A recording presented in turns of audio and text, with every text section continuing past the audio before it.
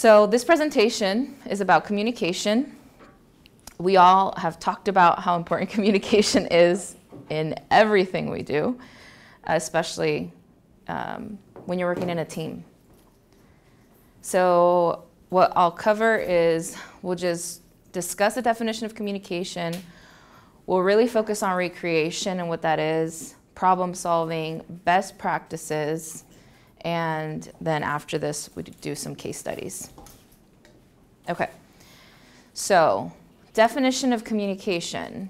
It's always important to start with what the dictionary actually says and not what we think it means. So the imparting or exchanging of information or news. The successful conveying or sharing of ideas and feelings. So types of listening include, types of communication include listening, writing, reading, and speaking. And we do all of these at FNR.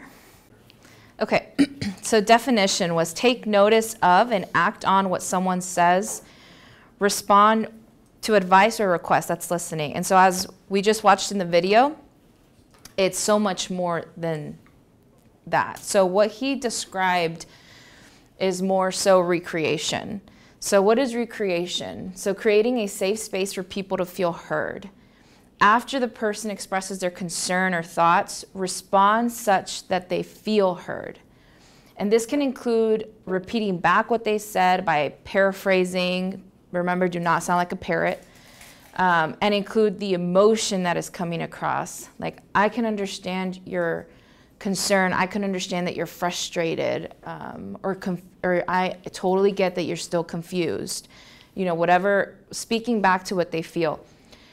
And what's also more important is sometimes, this is something, I just did a communication course and I got represents to recreation.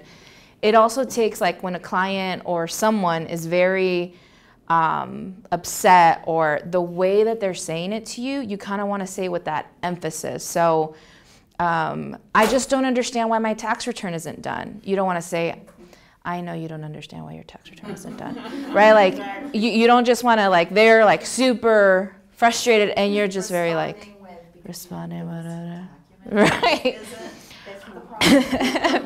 So it's like, I just don't understand why my tax return isn't done. I gave you my documents like 2 months ago.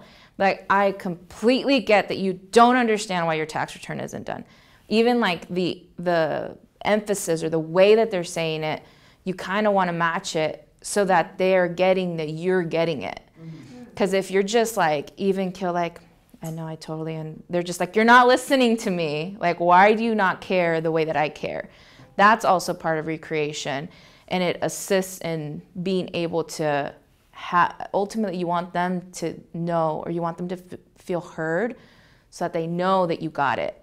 Because if they don't get that you got where they're at, that's not going to lower what they're feeling.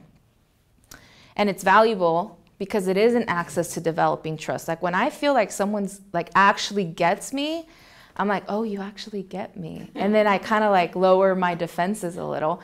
That's how people are, because we're people. And so find common ground, and you actually want to get them, right? We're not faking it. We want to get where they're at. And then find common ground in business, politics, negotiations, as he mentioned. Okay, so this will also go into problem solving, because we all know here there's always problem solving. And it's, again, not just at FNR, but in our life. So problem solving. So taking ownership, and ownership is one of our core values. Taking ownership is about taking initiative. We take ownership when we believe that taking action is not someone else's responsibility. You as an individual are accountable for the quality and timeliness of an outcome, even when you're working with others. So like, I've seen it, especially like with Kelly. She'll follow up with clients, or she'll respond with clients, and I never get that she has an expectation, well, they're Marisol's clients, she can respond. Or, you know, if anything, I get like she takes ownership. Sometimes she'll be like, hey, Marisol, have you responded to such client? And I'm like, I love you, Kelly, let me respond. Even though they're technically my client, you know, and ideally she wouldn't have to do that in an ideal world, but that's ownership. Like, she could easily say, that's not my client, but she doesn't do that. So thank you, Kelly. And then taking 100% ownership and not 50-50 provides power. So the definition of power, the capacity or ability to direct or influence the behavior of others or the course of events. So if we're thinking, okay, well, it's 50% on me and it's 50% on the client to do their, like provide their documents, then I'm at the effect of them, which I know that that's what it feels like and that's what it looks like. And I totally get it. Faye, I totally get it. Where you feel like we're a little bit of a victim because we're doing our part, but they're not doing their part. However, when we take 100% ownership, we're not going to be at the effect of whether or not. So what are the things that we do as a business? We've added up follow-up. You know, Kelly, thank you for the follow-up. So we've added on, okay, they're not getting us our documents. What do we need to do? Okay, well, people need to follow up with them more, or we need to do the extra push. What else do we do? We're like, okay, well, we're going to be in communication. If you don't get us your documents by X, Y, and Z, we really cannot file them on time. So it's not a threat. It's like being in communication with what works. We're still taking ownership. We're not just going to sit there and wait till they provide the documents. So that gives us more power. And then having the ability to influence the course of events gives people access to achieve any goal. Okay, problem solving. And I use this structure a lot. So we identify the concern of the client or the person, because it could also be internally. Get to the source of the issue. Did the problem arise from us or the client? And again, just because it arose there doesn't mean we blame them. Then propose a solution and implement the agreed upon solution. What structure, I always say this, in my brain and out loud, what structure could we put in place going forward such that this doesn't happen again? And I know we do that as a team, right? What could we do so that this doesn't happen again? Because whatever happened with this client or this situation, we don't want that to be repeated. And then what could we have done differently to avoid it? Or what can we ask the client to do going forward to prevent this from happening? Because sometimes it is on their side that we need them. Like, you need to tell us when you dissolve an entity so that we can advise you when you need to file your tax. You know? Exactly. Okay, and best practices. So external best practices, sending summary emails to clients, or in this case, external posts on Count, to ensure that everyone is clear on tasks. Communicate an estimated due date if you can't respond with a solution within 24 to 48 hours. We'll look at this and we'll get back to you next week. Any communication is better than no communication. 0 email and count tasks in the inbox. I know that's a big goal, but I do think that if we have that intention, it'll make our lives easier too. Pre-schedule emails, responses, or responses to be sent during the day, either Gmail or Count. We could do that too. Like, let's say it's, you know, later in the afternoon, but we really won't be able to get to anything until tomorrow, then you can pre-schedule it to go first thing in the morning. And if a client request seems urgent, but they don't specify a date, you can follow up and ask, by when do you need this? Can you please respond to me by end of day? I just want to make sure I have enough time to address your request. And I use that a lot because some clients are like, I need this ASAP. Like, I totally get it. I'll get it to you ASAP, but what does ASAP mean? Like, do you have to have it by 3, by 11:59 p.m. tonight, by, you know, and that's how you can work it around in your schedule. Okay, here's the fun part. So, role play. So these are just some examples that I came up with. So I'll practice with Mia just to give you an example. Okay, I'm gonna do the harder one. Hi, Jordan. Yeah, I know you said you wanted to schedule a call to go through some concerns you had. What can I help you with? Well, I just don't see any differences in tax planning because you told me you would save me $80,000 and I don't see that. I don't see me saving any money at all. Oh, okay. Thanks, Jordan. Well, first of all, thanks for letting me know that you had a concern. I thought we were clear on our last call, but clearly that's not how you were left. So, so you said you don't see where the tax savings are, correct? Mm-hmm. Okay. So I know. I'm frustrated Okay, so what are you frustrated? Because I don't see the savings. Okay, okay. I completely get that you're frustrated. I mean, who wants to pay $100,000 in taxes? I get it. You could do so much more with that money and in all the real estate investments that you're doing. So here, let me pull up your estimated tax calculation that we walked through in December, okay? So here's an example. Of what your taxes would have looked like before we did any of the tax strategies that we did, okay? You see how your tax would have been $189,000? Okay. No, sorry, it would have been like $250. Oh, yeah. Okay? Well, 189 was the balance I owe, but yeah, total 250. Yeah, total was $250. And then look at the second tab, okay? Remember how we talked about the mineral strategy and how we said, okay, you're investing into a raw material that then gets used to create another product. Okay. And here you got like a 4-to-1 tax saving on this investment. Do you see how now your taxes went down from 250 to 165?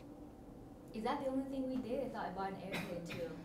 No, yeah, well that's in addition to your airplane. So your airplane depreciation is going to show under this net loss line, okay? Because it's included in that number. So all in all, if you compare, you would have been paying $250 if we hadn't done any of the other strategies, and those are the two. So, and versus you're actually paying $160. So now it's 160, right? Yeah. So you're 250? from 250. Gosh, why didn't I do even numbers? 260 to 160. So we saved you $100,000 in taxes. Oh, I think that's pretty good. I forgot. Yeah. So if you notice, the reason why it seemed like a lot was because you did pay $100,000 already, and we had talked about it. I walked you through this. You still had a balance of $60,000 to pay by April 15th, and you chose to extend it. So Marisol, is there anything else we can do? Because I thought it's more than just two, right? Two strategies. I thought you talked about a few more. Yeah, we had talked about previously too about doing a defined benefit plan, but we did talk through that, but you preferred to invest it more into real estate. So if that's still something you're interested in, we could definitely do that before you file your tax return. However, just remember, it requires you to put in more cash for a percentage of tax savings. And I know right now you're very interested in having more cash flow. So that's right. So for this year, can I save more? Because I think I'm going to owe maybe $400 and make more money.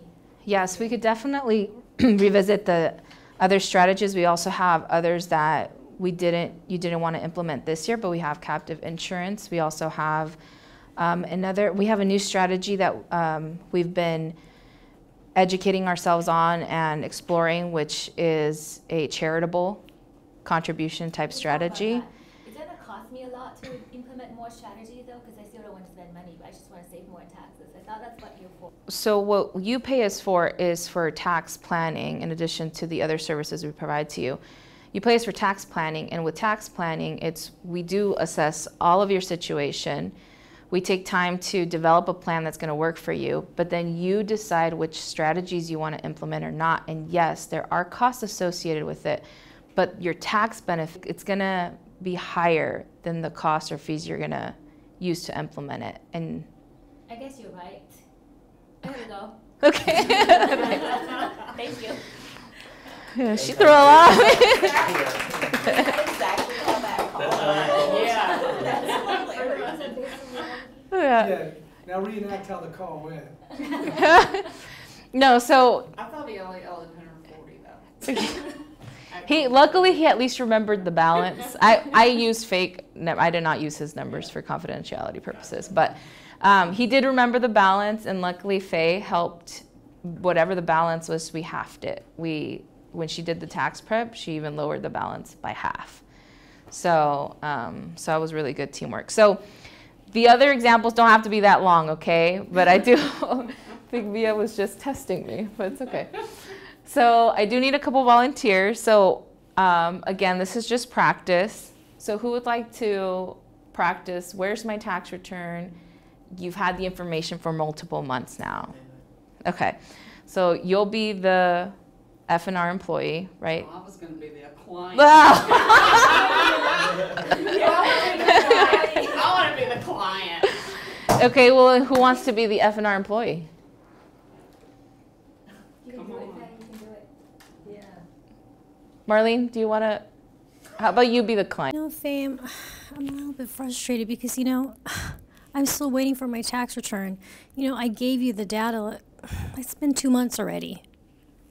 And I understand that, but unfortunately, Kelly, I know she reached out to you because I received a copy of the email, and we still have a few documents that we have not received in order for me to complete your tax return. I didn't see that email, though. I didn't see that email, though.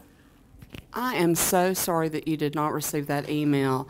I will go back and look at it, and I will re-forward it to you, and I will also alert Kelly and the rest of our team to be looking for those documents, and I'll go ahead and I will double check the tax prep folder and make sure that there's nothing else missing so that we can try to accomplish getting all the information so I can finalize everything and send it to our team for review. So, Faye, if I go ahead and find those documents and give it to you, like, via account, when can I expect my tax return, though? Because it has been 2 months. Okay. Let me check mine and our tax manager's schedule. Hold on just one moment. So I pull up my calendar and I see she's blocked off for like the next week. I have things coming up. So then I sit there and I go, okay.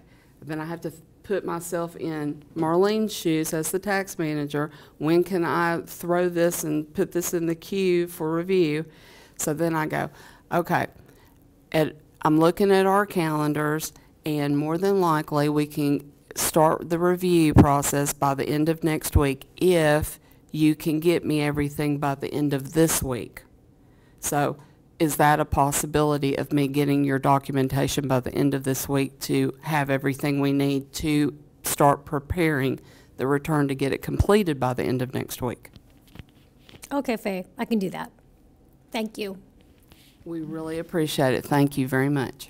Oh, good job. Yeah. So they had the same tone and they were on the same level. So they had like the same level energy. Okay, thank you. Yeah, one other person. Or what didn't work, or what could have been a little better. You guys did a fantastic job, by the way, on the fly. What do you think could have gone a little better? Everybody involved? Yeah, go ahead. First off, like, I thought, Faye, like, it was obvious that there was generosity and, like, you cared about the individual, so that really obviously worked. Thank you. After the first complaint, I think one place to look would be that there was a defense initially of like, oh, well, Kelly actually didn't receive your stuff. Like, she sent you an email and you just didn't respond to it. Now, like, nitpicking here, but, you know, there's the recreation of, I got that, you know, what you're looking for is still outstanding. And for a moment, well, first off, is there anything else? Like, I got that you want your taxes done now, and it's been a couple months. Is there anything else? So then, as Marisol mentioned, then her walls drop, so she's receptive. And then it's, well, if we just look at our system, where we're on the process is, we've got some outstanding items. So rather than like a make wrong, it's like I fully got you, anything else? And then, here's where we are in the process to ensure that you get what you're looking for. And it's just, again, it's like minute little details, but it's just a place to stand where you don't want to make them wrong. Yeah, we always try to reassure them, even if they are wrong. Yeah, we try to reassure them because first of all, that's going to make sure that you get the information that you need to help them. Yeah. But second of all, I want to be empathetic with them at the same time. I know they're busy, they're trying to run a business, we're trying to help them. I know Kelly has dinged them, I've dinged them. We've done a to-do, which is this whole other process and count where it like pings them. We can set it up where it does daily, hourly, monthly, yearly, you know, whatever. This is a reminder of what you need to do your tax return or whatever we type in there and tell them. Yeah. But we, you know, that's the reason why we're here is to serve them. So we do try to be as complimentary and as nice as we can without just saying, hey, you didn't give me your crap, you know. Yeah. But So- at the same time, we have to try to psychologically speak to them so that we can get what we really need from you Amen. to help you. Yeah. Yep, amen. Yeah. I sometimes you. feel like it's like dealing with children. Yeah. You have to. Oh my gosh, yes. It's not like, it's who you are. It is. Yeah. It is. It's, yeah, to you handle them with like kid gloves. Like, Yes. care. Other clients have different kid gloves than others. Just everyone is different. And that, you know, to Alex's point, again, you did great. And the only thing that could have made a difference for just any client, not just that client, is making sure that, you know, like I so understand you sent everything in into, you know, 2 months ago and you haven't gotten an update, you know, and anything else, and then they say whatever they say, and it's like, okay, well, this is where we are. Instead of, some people might take it as an attack if you're like, well, we sent you an email and you haven't responded. Some people might get a little defensive to that. But other than that, everything was great. So thank you. Okay, and internal. So when you are unclear on instructions from a supervisor or a direct report, repeat back what you understood to confirm you got their communication.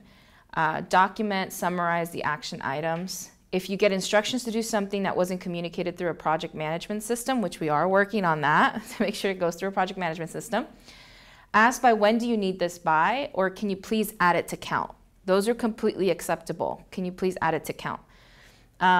As a supervisor, if the person performing the work did not do what you expected, don't assume it was their fault. Ask yourself what was missing, maybe in my instructions, that I could have prevented this from happening. And if there wasn't anything, then you just ask.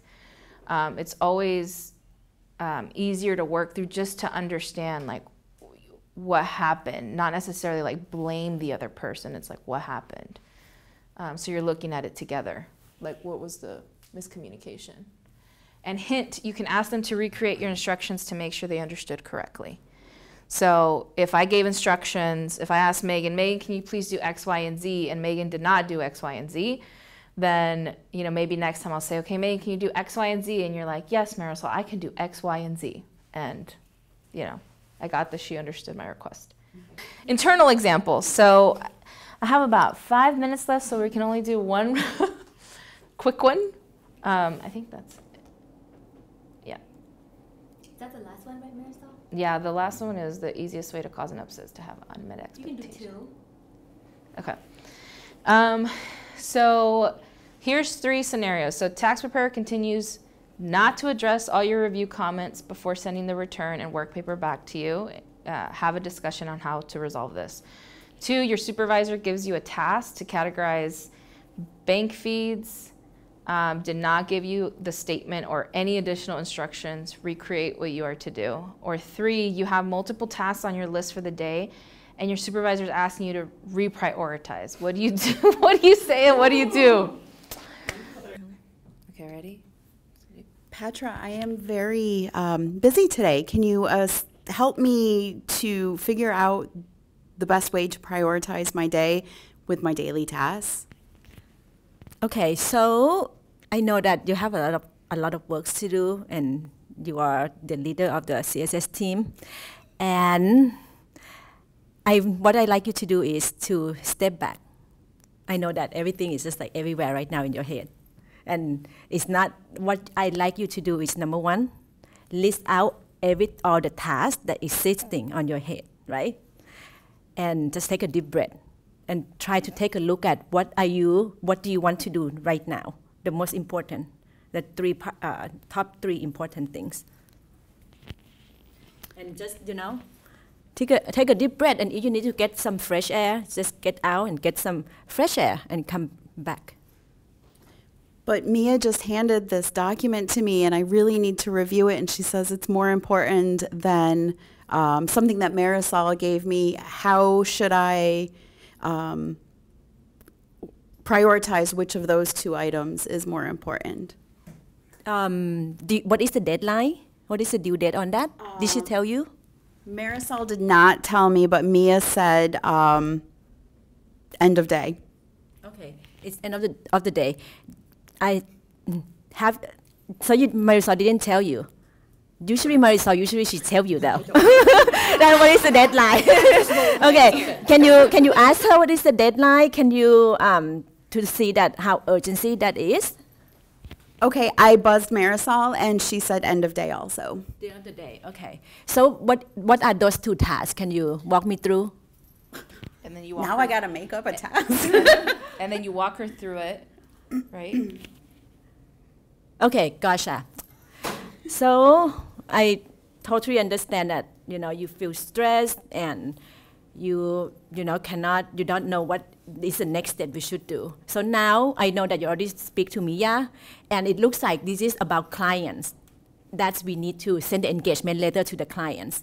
And you already talked to Marisol that, even though it's the end of the day, but it's still flexible. So you want to go, approach the client first because our client is the most important and we want to deliver the result. Do you think that you can finish the work for Mia by, in an hour?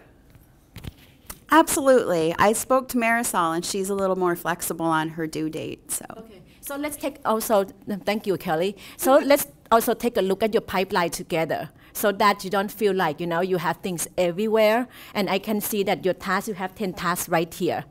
Can you tell me what are you going to do first and on the list? After you finish Mia and Marisol, do you need my help to help you walk you through on that, or? Oh, actually, we you know what we also have this, you remember we have the goal sheet for each week, right? And have you finished your goal sheet for this week yet to know exactly what is your main goal, secondary goal, and your third goal for this week?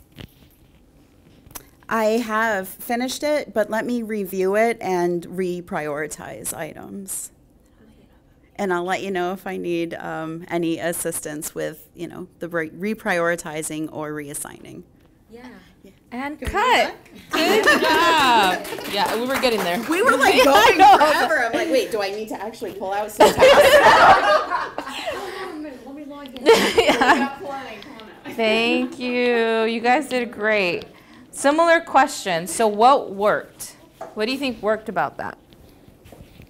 First of all, her supervisor was open to helping her and trying to resolve the issue between Mia, which is a partner, because number one, Kelly probably thought, well, I got to push Mia ahead of everybody, but Marisol's actually might be a more important task at that moment in time than what Mia had, so you can't just give her priority. By like seniority. Exactly. Right. Exactly. So what worked is that her supervisor was open and actually asked and investigated like which one's actually more important. Yes. Instead of just saying, well, Mia's always urgent. Yeah, exactly, always do Mia's first. Exactly. So she was actually looking with her. Okay.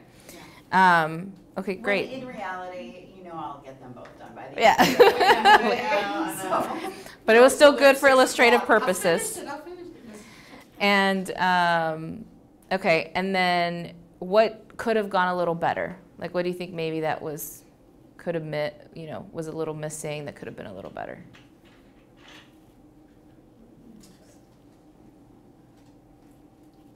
It won't hurt my feeling. Just go.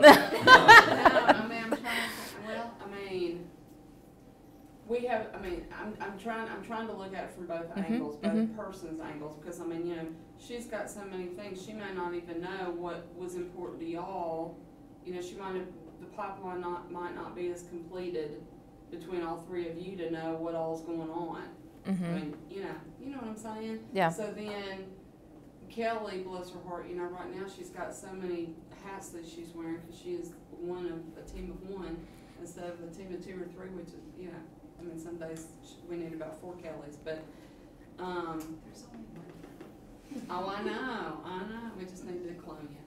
But basically, I'm trying to really think. I I want to make a good point, but I don't want to say like Patra's out of line because trust me, these 2 ladies, they know everything we do, even though we don't think they do. You know what I'm saying? Yeah. Which is good.